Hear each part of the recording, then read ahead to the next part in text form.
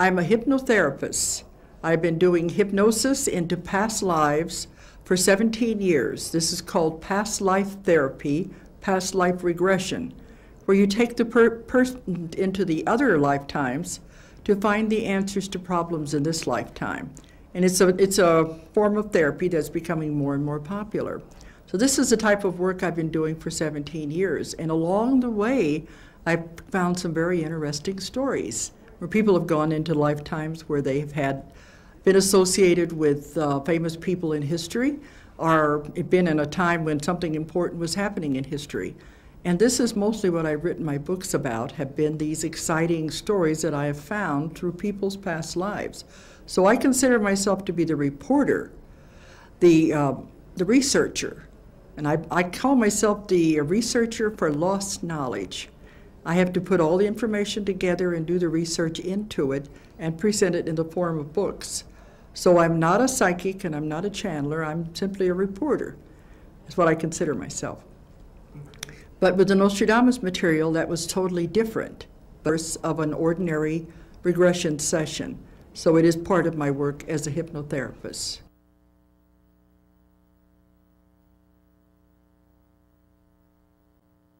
They say it's the strangest case that's ever happened in the history of hypnosis.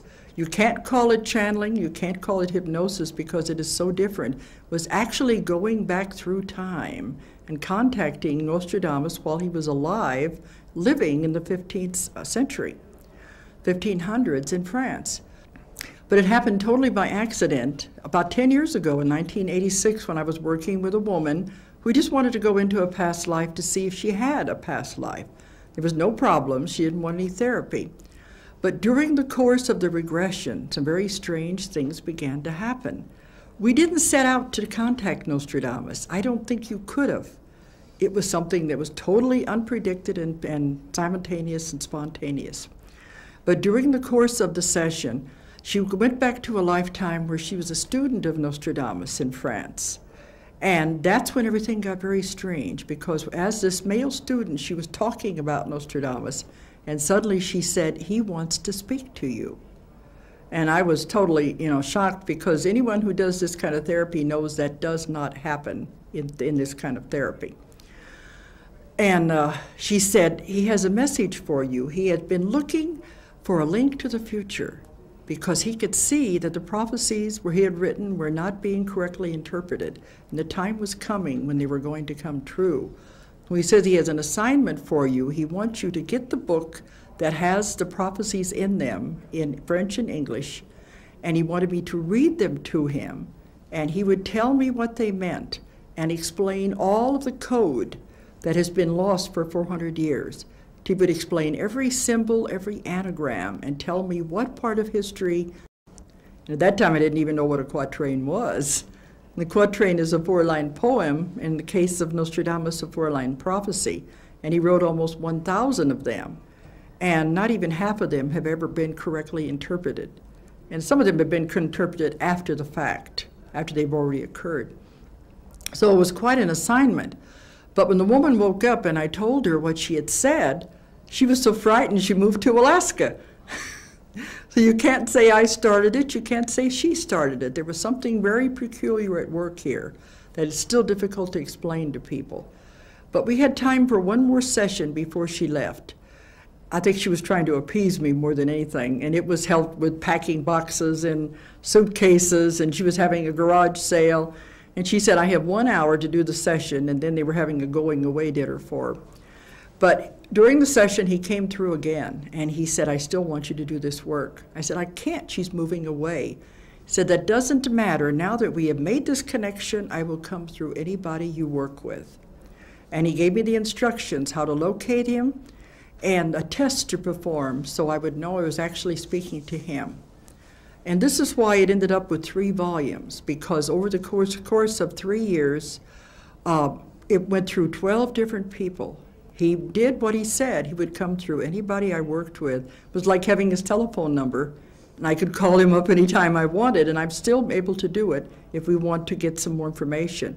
But we successfully translated all of the known prophecies, almost 1,000 of them, and I had the unenviable job of putting them in order in a chronological order of some kind. It took a computer to do it.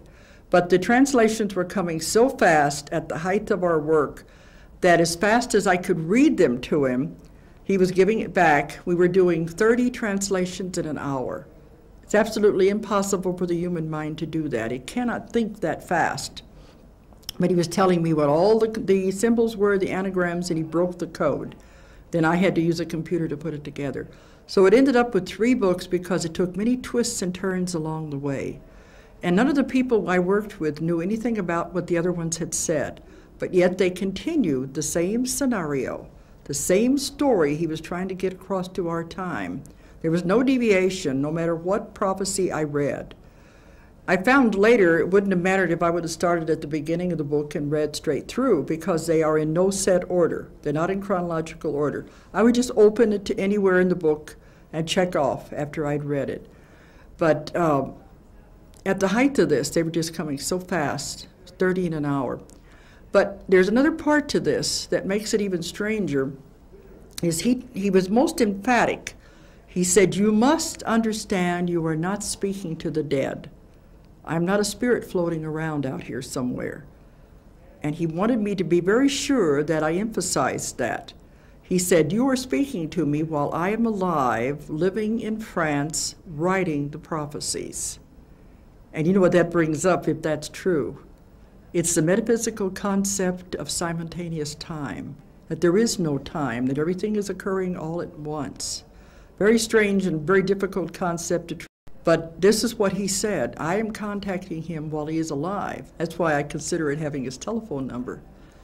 But I got to know him very well, and he is really a very definite personality, and there was no way we could mistake it when we had contacted him.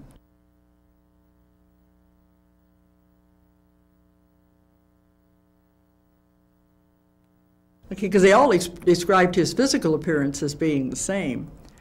But his eyes especially were very penetrating and very strong eyes. But he had a definite temper. He would get very upset with me if I had not done the correct research. He would tell me exactly where to go in the libraries to find the information. And in breaking the code, a lot of it had to do with ancient Greek philosophy, Greek history, and Greek legends. Because he said this way he could fool the Inquisition by thinking he was commenting on history. And actually he was foretelling an event. But when I didn't quite understand what he meant, he kept saying, "I'm appalled at your lack of education, because we don't have to learn those things in our time period." But he would tell me where to go in the libraries to find them. And if I did not do the research exactly, he would have this very stern temper. But it was as though you were with a very stern schoolmaster, I think would be the way you would classify it. As though you were a student with someone who had all this knowledge and trying to learn from them. But also, I found out that he was very definitely a male chauvinist. And I said that was okay, because during the time periods he lived in, women were not educated. They were not taught anything. And he didn't have the same relations with women there that we would today. So I could understand that. But it was a very definite personality.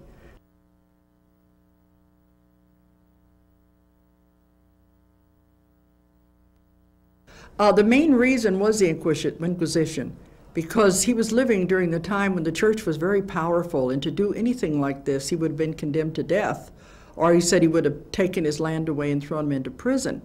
So he had all these visions, and what is he going to do with them? At first he was writing them down in a kind of a diary, but he knew that if he died, they would be found and they would be burnt. So how was he supposed to protect the prophecies to get them to our time period for which they were intended? The only way was to devise this code. And anagrams were very popular in France during that time period. So he was using something he was familiar with. And he made these anagrams and puzzles. And there were, that's why he was almost 1,000 of them. He said there were actually about 1,500, but some of them have not survived to our time. But he had to do it to confuse the Inquisition. And it worked, because they have come down to our time, even though they've been undecipherable in most cases.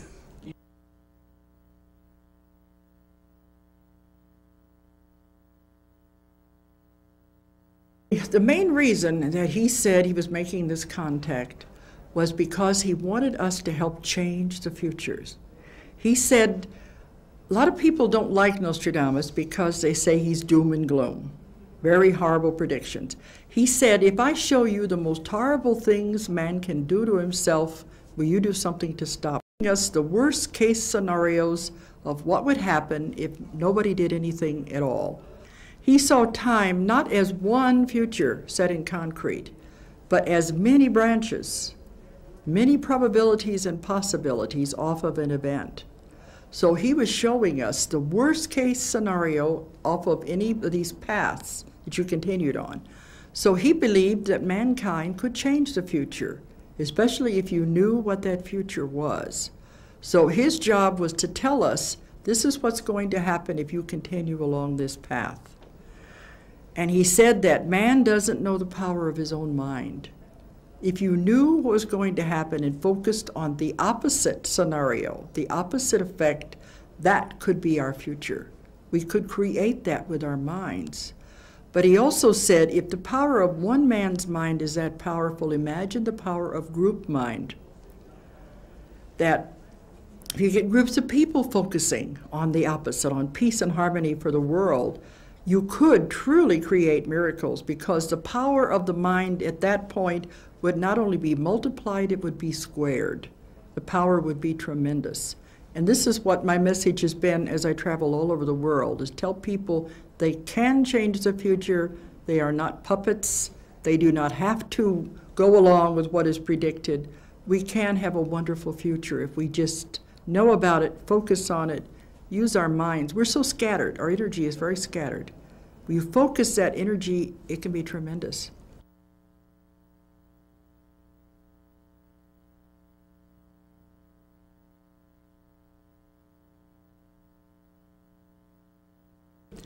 But the problem is that the predictions are coming true.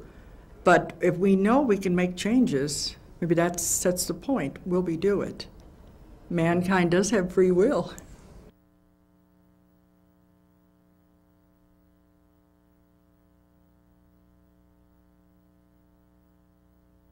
And he told us exactly where they went in history. And from his time to ours, there were hundreds that had dealt with the past as we consider the past. He said, don't worry about those, because they'll only be interesting to people who are interested in history. Focus on the next 20 years, and this was from the 80s when we were doing this. But in those, there was a tremendous amount of things that have already come true. He even named Pasteur in one of the quatrains by name. And the famous Hister quatrains, there were many of those, but I even found out more quatrains dealing with Hitler besides just that one. He had all the phases of all the wars from his time to ours, and he had many, many inventions, which he called by the names of metal beasts and, fish, like submarines, like metal fish, because he didn't know what else to call them. He predicted air flight. He was very definite about a lot of these things. And he had many predicting the atomic bomb that have never been interpreted till now. One, I thought was interesting, was where he talked about the stone in the tree. The stone being the bomb, and the tree, how we always think of the bomb as represented by a mushroom cloud. To him, it looked like a tree. And in the quatrain, he talked about the stone in the tree as the explosion of the atomic bomb. But not only did he talk about wars and inventions, he talked about every philosophical trend that man would go through. These are all very important to him. So there were many, many that have already occurred. And since I began working with him, and the books were first published in 1989, so it's on record before the Gulf War began, he gave us the dates for the beginning of the Gulf War 3 times. And he talked about Saddam Hussein in anagram form before the Gulf War ever started. And parts of this have not come true yet, so we know we're not finished with Saddam Hussein or the wars in the Middle East. But many of the events in the last few years have been documented before they occurred. We were given the ones for the fall of the Berlin Wall. We had 3 quatrains that were explained to us before the fall of the Berlin Wall. It was very definite about the wall in the East will fall. And we were told about the breakup of the communist countries, that they would pull away from Russia, some peacefully and some violently, to where Russia would be reduced to its original size of Russia and Siberia. And all these things have come true since my work began with him. So there are many, many of these have come true. And we're now going into the 4th printing of Volume 1. So much has happened that I've added an addendum, 50-page addendum to the back of the book of events that have just come true in the last year alone. And it's really amazing. And a lot of it has to do with computers, World Wide Web. These were very definitely predicted. He didn't call it World Wide Web, but he talked about the world being hooked together with wires all over the world dealing with computers. And a lot of these predictions are very frightening because they are coming true. And I thought maybe in 100 years, but now in less than 10 years, the things he saw about computers and experimental weaponry are happening in our lifetime.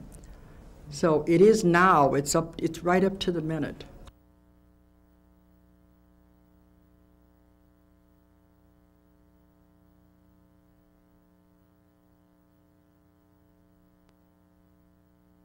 Nostradamus said, if we can just get through the decade of the 90s, we'll be okay. See, he saw this horrible war that he referred to as the Third World War. And there were many, many predictions dealing with the third Antichrist that he saw that would be the instigator of the Third World War. And he said, if you can just get through the 90s, he called this the time of troubles. Just get through this without going into this war. Keep it on the lesser scenario, the less violent scenario, we'll be fine. Because after the year 2000, we're going to be going into wonders you cannot even believe. But he saw the possibility of a terrible war that would be not only atomic, but biological weapons, chemical weapons, germ warfare, the most horrible things you can imagine, that he verified for us. And some of these things I thought, well, it sounds like science fiction. But he said, no, it's already invented, and your scientists are working on them. But I let that go until I began to get letters and phone calls from people saying, it's not fiction, I know because we're working on these things. So we're sitting right now at a very volatile time. We could go into this most horrible war, or we could stay like we are.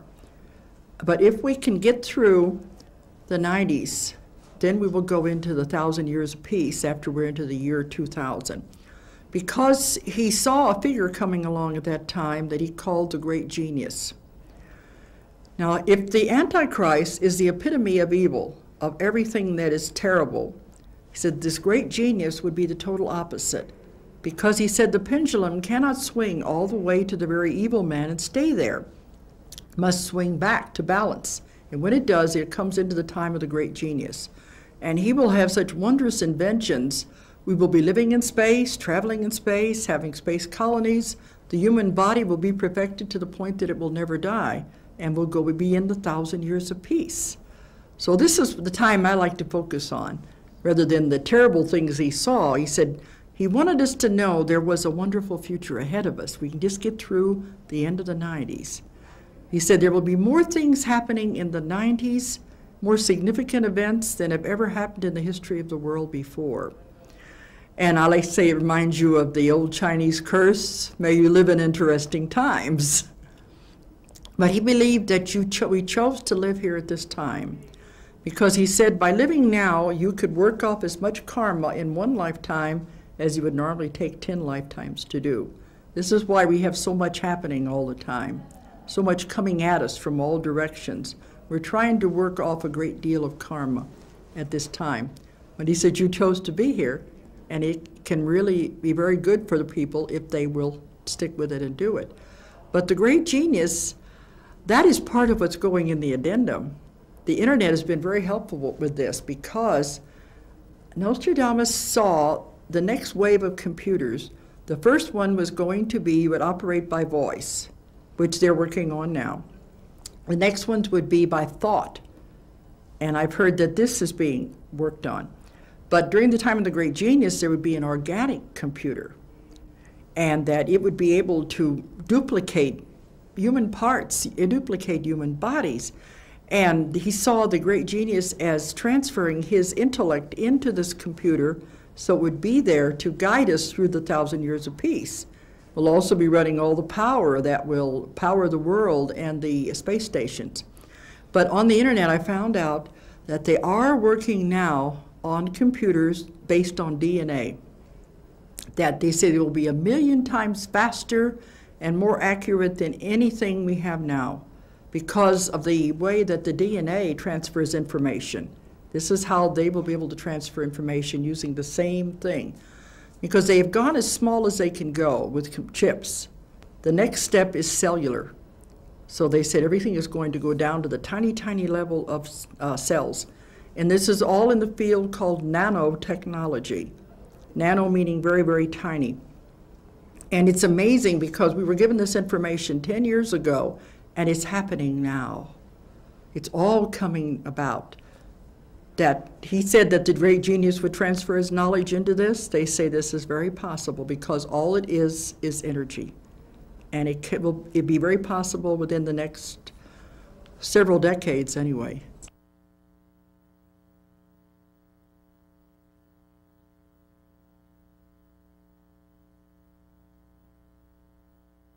It is an interesting question that what happens with all the people, because, well, we're going to be living on space stations. We're traveling in space. Probably a lot of us will want to go live on the moon or on Mars or something. But it might be at the point that maybe we won't be producing, reproducing as fast as we are now. It's possible. Because of my work with the aliens and the UFO work, they don't die until they're ready to die. So there's no need for new beings to be born if they're going to stay on the earth longer. I don't know what would happen there, but I think there'd probably be ways of working this out, maybe going to other places. Like a new adventure is all opening up out there.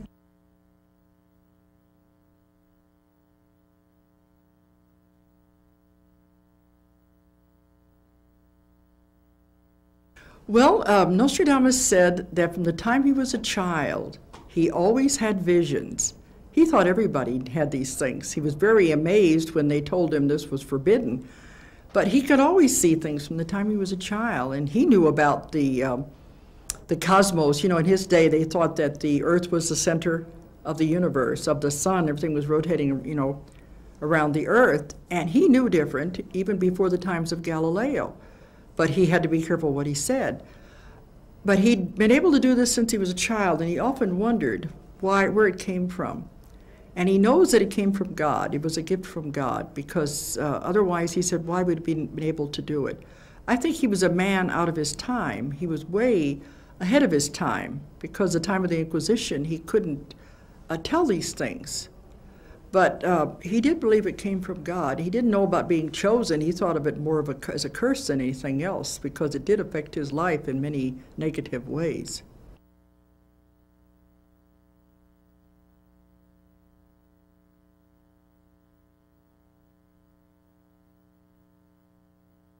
Well, I think Nostradamus is recorded as being the most accurate there ever has been. Of course, Edgar Cayce falls in with that. He also went into trance. We found that Nostradamus would go into trance, and that's how he found these things. He would see the visions. And he said he would wake up, he would find that he had written the 4 lines with automatic writing. He said, I saw all these things, but yet I wrote 4 lines that referred to everything he had seen, which is about the same way that Edgar Cayce would do. He would go into trance and also have visions. There's probably been many others, but I think Nostradamus is the one that's the most famous.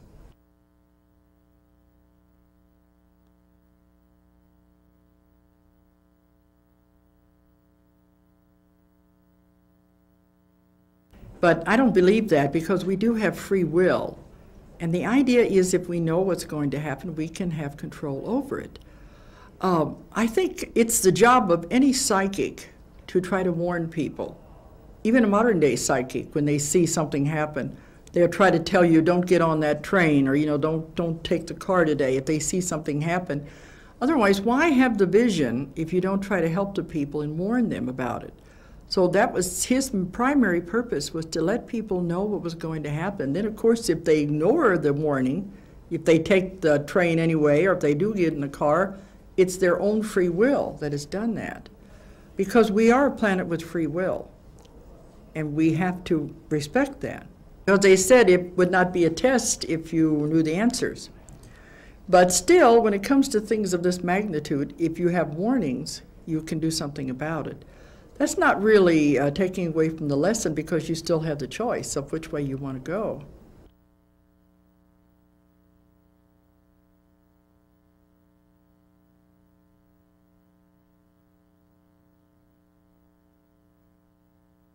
Most people think that at the year 2000 this is going to be the end, or if we have it in this war, or even if we go into the Earth's shift, the shifting of the continents, they think that is the end of the world. But it's not. Mankind is a survivor. He will continue to go on. Even if there are many lost, there will always be some around that will survive. Man is, he's here forever. So I asked him one time, well then, if this is not the end of the world, what is? And he said, many people have asked him, you could see so far in the future, how far can you see? He said, I can see to the end of the world, but not the end of time. He saw the world being destroyed when the sun went supernova. And when it would supernova, it would blast out all this heat, and the earth would be incinerated. But he said, you don't have to worry about it. That's so far in the future that when it does occur, there will be no people on earth. They will have long since gone somewhere else.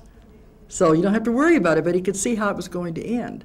So we're going to have many things between now and then. But man is a survivor. He will always be around.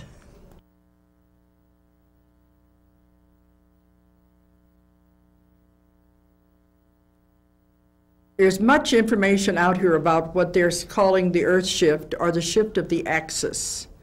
This is what would happen if all of the, say for instance, the polar ice caps would melt and all of the water would rush down.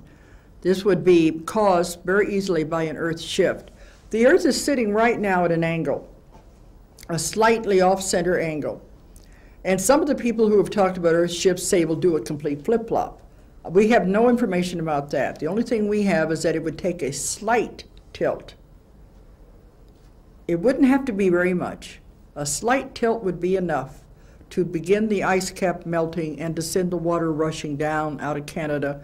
But it's enough to do it that the tectonic plates will be forced against each other. They will be moving. Because when we did our maps, we thought, this is strange. Why are some of these areas being left when, according to the elevations and geology, they should not be left? They're not high enough. The mountain areas, you could see why they would be left. The other areas, why would they be left? Nostradamus explained that as the Earth takes that slight tilt, the tectonic plates will move. They will be forced against each other. So the center part of the United States would be forced upward as much as 2,000 feet, while the outsides would drop off, California and Florida. That's what happened on many of the continents, a forcing upward and then a dropping off because of the movements of the plates against each other. Now, many people have maps of what will occur, and I've done conferences with these different people, and mine are the worst. They show a lot less land left than any of the other maps. So I said, this doesn't mean that any of us is right or anyone is wrong. We all have pieces of information. Mine, again, seemed to be the worst case scenarios, as he was trying to show us the absolute worst would happen if you go to the extreme. And if you will notice my map of the United States, there isn't very much left. The black areas are the areas that are left. The center part of the United States is the biggest section. That is the part that he said would be forced upward by 2,000 feet, while the other areas will be dropping off. California, most of what will be left will be the tops of the mountains as islands, a series of islands. And Texas and Florida, all those areas would drop. But the second map is dealing with Canada, and it's hardly any land left there because it's closest to the Arctic Circle. And as the water comes down, it floods all of those lakes. Those lakes come down and flood the Great Lakes, spread out the Mississippi and the Missouri rivers, so you can see how most of that area would be underwater. South America is the same thing, would be mostly the mountainous areas like the Andes that would be left, and the other areas where the Amazon River, that would go down. So this part of the hemisphere would be the mostly affected as the amount of land that would go underwater. This would occur because with the tectonic plates shifting, you would have terrible tidal waves, earthquakes of unknown proportions. The volcanoes would be going off all over the world. Terrible storms. They said there's nothing on Earth that could prepare you for this. It would be something that's never happened in our memory. We could not be prepared for the violence of this when it occurs. The one of Africa, see, the same way, the Mediterranean would be completely overflowing into the top part of Africa, and the desert areas would be underwater. The Holy Land would be all underwater, and it would be broken up into pieces. Europe is, most of that will not be under its effect. There will be some parts of England that will be affected, and as you can see, France and Spain, as the Mediterranean moves up, and some of the Nordic areas because of the North Sea overflowing. But when I gave a lecture in Holland, and they looked at the map, they said, we don't need to look at that map to know we're going down. They said we were in a 3-story building, and they said this whole building would be underwater if that dike breaks out there. So they know that whole area is very vulnerable. It could all go down very easily. And there's a whole lot more to the part about Europe because he has many quatrains referring to England during this time, and that there would be so little land left that many of them would go to France to live. So there's a whole lot of prophecies dealing with the earth shifts. And the last one is the Asian continent, which will be the least affected. China will, a lot of it will disappear, but he said the Russian part of the Asian continent will have cracks, but it won't break up to the extent that the other areas would. Japan will have new land rising because of volcanic action, as will New Zealand and the Hawaiian Islands because of increased volcanic activity. But that is the least affected will be the Asian continent and a part of Russia. And of course, what continent don't I include in these? Australia. Australia. And when I'm in Australia, they always say, where are we? Can you figure out why I have not included Australia? It's not going to change. Okay. And of course, when I'm in Australia, they all stand up and cheer when I say that, you know. But he said Australia was a unique continent because there was nothing for it to push against. It would move, it would float. Of course, it's going to have storms, it's going to have tidal waves, it'll have earthquakes, but it won't break up like the other continents will. It will be able to move. And this gives it a very unique quality over all the rest of the continents of the world. But this is the information we got, and like I said, let's consider it the worst case scenario because the other maps that are coming out are much, much easier and a lot more land is left.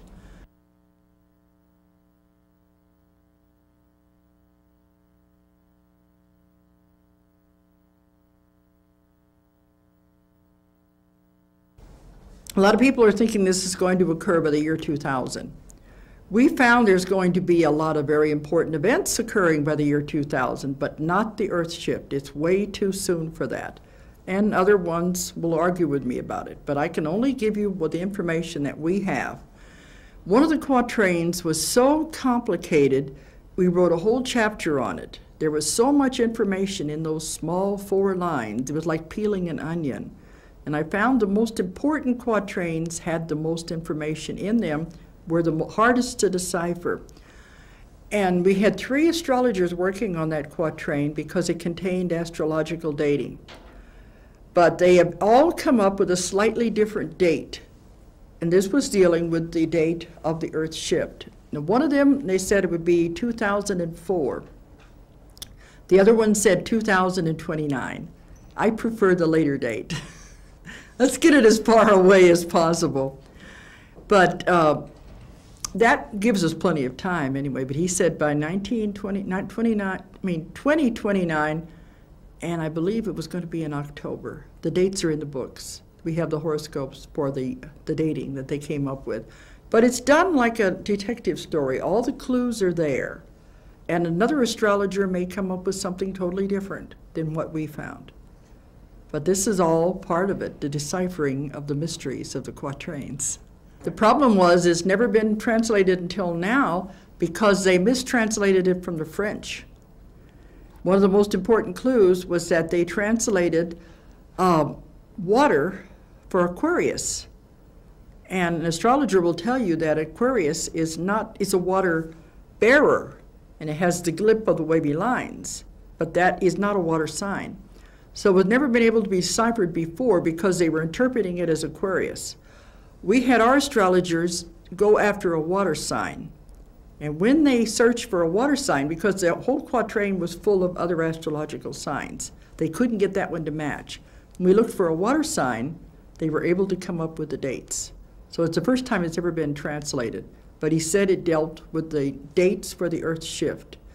As I said, someone else may do the same thing, follow the same clues, and come up with a different date. That's it's part of the mystery. But he said the things we're doing to our environment and to our whole world is speeding up the process that could lead to the Earth's shift. But some people have said it's going to be very sudden. Other ones say it could be a gradual process. It is already occurring. The Earth shift started several years ago. And right at this time, it's a gradual process. This is what's causing the increase in the earthquakes and the increase in the volcanic eruptions. He said first the earthquakes would appear where they've always appeared, then they would appear where they've never appeared before. And you would have the volcanoes that have been dormant for hundreds of years will be reawakening.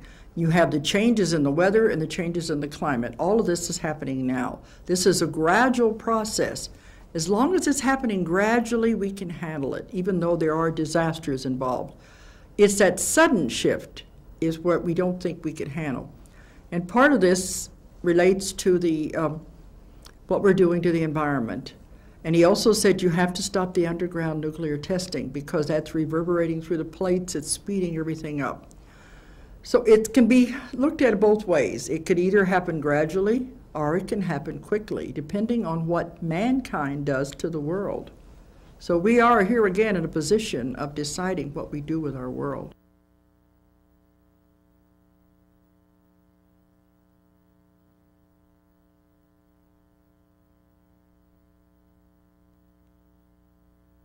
Nostradamus saw in his future 3 men that he called antichrists. One was Napoleon, the second one was Hitler, and the third one is the one that is to come, who is said to be the worst of all because he will learn from the mistakes of the others. A very dangerous person. He didn't like the term Antichrist. He said it was a Christian term and it was not exactly what he meant. But he said if you think of Christ as representing people, humanity, then Antichrist is someone who does terrible things against humanity, against people.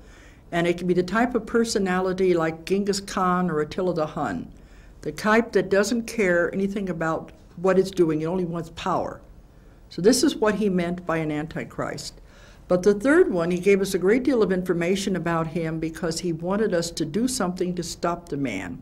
He said, in the Bible, in the book of Revelation, and other books in the Old Testament, the people saw the same things that he saw, the prophets did. They only put them in their symbolism they could understand in their time, but they all saw the same thing.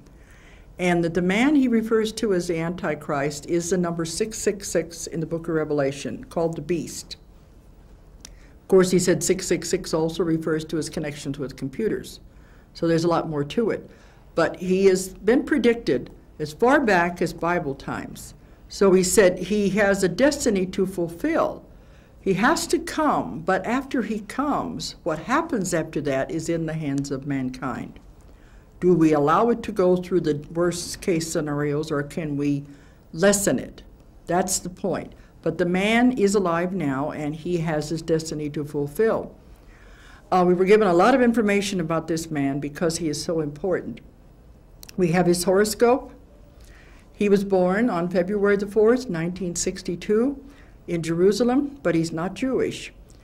And his parents were killed during the Israeli war, and when he was about 6 or 7 years old, and he was raised by his uncle.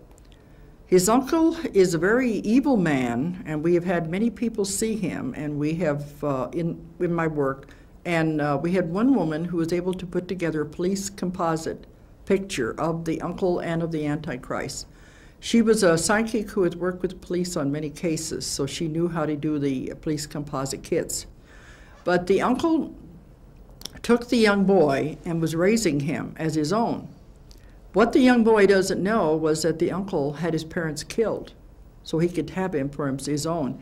And he has gotten together a very powerful group of rich Arabs in the Middle East, and they've been taking care of this young boy and grooming him for the role he is to take. It's a very powerful group of people that control everything that happens in the Middle East. They're the puppet masters behind the scenes. Nostradamus said, by the time 7 puppets arise in the Middle East, you will realize what is happening, that they are not the real leaders of the countries, but they are the puppets being manipulated by the puppet masters behind the scenes.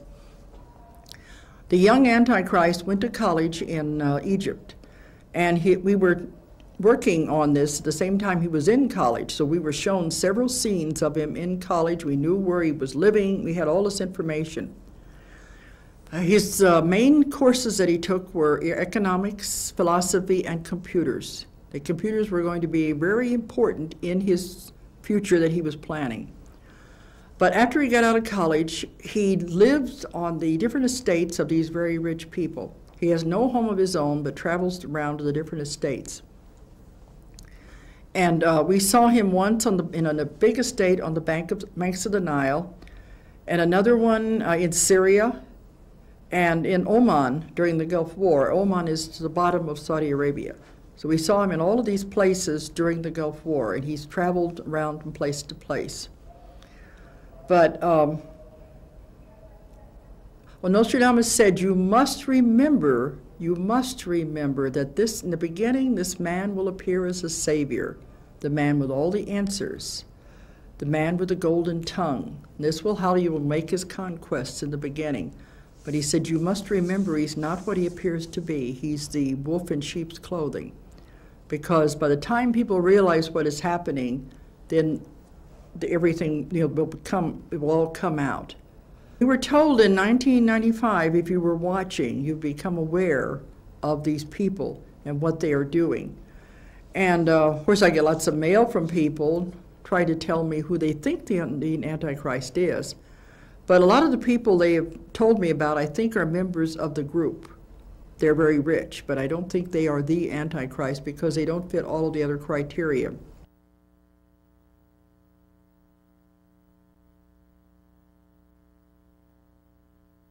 I think we are on the way because everywhere I go all over the world, people are taking this message and they're saying they want to do this. They want to go back to their different groups and tell people you can make a difference. It can happen. And even during the Gulf War, it only lasted a month because of all the protests people had about it, even before it started. So maybe we can change the future. Maybe that was why it only lasted a month. Maybe it's why it didn't go on further. And maybe we can keep it from reoccurring because he sees going to be a succession of wars in the Middle East. We're not finished there yet. And he saw that we would go to war in the gray area of Europe, which he called the gray area because he said you don't know if you're in Europe or if you're in Asia. And he used the terms Macedonia and Albania. He had no term for Yugoslavia, but this was the gray area. And he said by 1995 you will make the decision if you're going to go to war or not. Well, we sent our troops into Bosnia during that year. So we are going along with the scenario, but I'm hoping by just changing one little thing, we can change the worst that he saw. It's like everything. One little event can make a big difference. Because he said, if you look back on World War I and World War II, you will see all these little things that preceded it. But at the time, you were not aware of where it was leading. And at the present time, that's what's happening. The Gulf War was the beginning of the Third World War. In the future, we'll look back on that and see that was where it started and escalated from there. But we can hope that it won't do that. That maybe we'll be able to stop it, keep it in a lower key. I would like nothing better than to have all these prophecies not happen. We could go directly into the time of the great genius and the 1,000 years of peace. That's what I hope. But I'm just a reporter and I deliver the message of the material that I've received. Like they always say, don't kill the messenger.